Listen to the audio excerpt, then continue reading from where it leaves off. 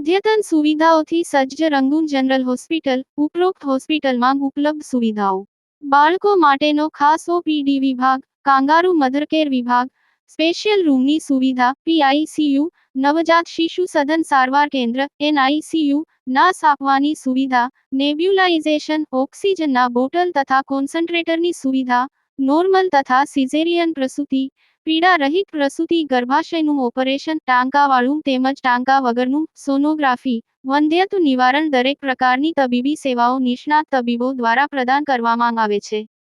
સરનામું: રહાડપોર ગામ પાસે, તાલુકો, જિલ્લો ભરૂચ. 15 વર્ષથી પાલેજમાં જૂના અને જાણીતા computer, laptop, CCTV camera service, printer repairing તેમજ નવા અને જૂના કોમ્પ્યુટર લે વેચ કરનાર.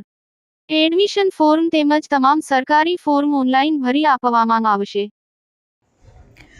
ભરૂચના આમોદ શહેરમાં ગેસ એજન્સીના કોન્ટ્રાક્ટર દ્વારા ઠેર ઠેર ખાડાઓનું સામ્રાજ્ય.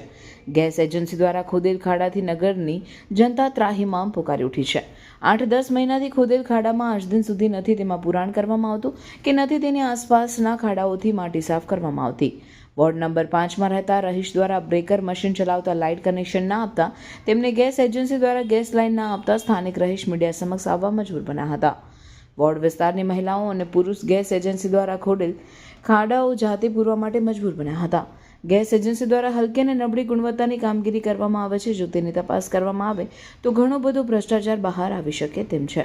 તેમ નગરમાં ઠેર ઠેર ચર્ચાનો વિષય બન્યો છે. સ્થાનિક રહીશોએ મીડિયા સમક્ષ આવી ગેસ એજન્સીના કોન્ટ્રાક્ટર ઉપર ગંભીર આક્ષેપ કરવામાં આવ્યા હતા. ગેસ એજન્સી દ્વારા આમોદ નગરપાલિકામાં 20 થી 22 લાખ રૂપિયાની માતબર રકમ નગરના ખાડા પૂરવા માટે આપી છે, તો 8 મહિના સુધી આ ખાડાઓ કેમ પૂરવામાં નથી આવ્યા? તો શું આમોદ નગરપાલિકાએ આ રૂપિયાનો બીજી કોઈ જગ્યાએ ઉપયોગ કર્યો છે? તેમ પણ નગરમાં ભારે ચર્ચાનો વિષય બન્યો છે. રિપોર્ટર યાકુબ પટેલ, ભરૂચ. સાજીદ પટેલ. સાજીદભાઈ, શું સમસ્યા હતી અહીંયા આગળ તમારે? આ ગુજરાત ગેસ એજન્સી દ્વારા જે કામગીરી કરવામાં આવી ત્યાં જે ખાડા ખોદેલા છે તે પૂરેલા નથી. એ લોકોએ જે પણ એ ખાડા પછી અમારે જાતે પૂરવા પડ્યા. બીજું એવું છે કે જ્યારે એમને કનેક્શન, જે લોકો વીજળી નથી આપતા એમને લોકો કનેક્શન નથી આપતા, એમના બ્રેકર ચલાવવા માટે શું કનેક્શન આપણે આપવાના હોય છે એ મને તો ખ્યાલ નથી, પણ મેં કનેક્શન આપ્યું નથી એના વાંકે એ લોકોએ મને મેં વીજળી નથી આપી એના વાંકે એ લોકોએ કનેક્શન મને આપ્યું નથી. એ સિવાય બીજા બધાને કનેક્શન આપેલા છે? જેને વીજળી આપી એને આપ્યા છે. બીજું શું હતું અહીંયા આગળ કામગીરીમાં? કામગીરીમાં એ લોકોએ ઘણા ઉપર પાઇપો નાખેલી છે, ઇન્ડિકેશન ટેપ જેવું કંઈક મૂક્યું નથી કે જેથી ભવિષ્યમાં કંઈ ખોદકામ થાય ને એ જો ખોદાઈ જાય તો ઇન્સિડન્ટ બને, કદાચ કંઈક લીકેજ થઈ જાય એવો પ્રોબ્લેમ બી થઈ શકે.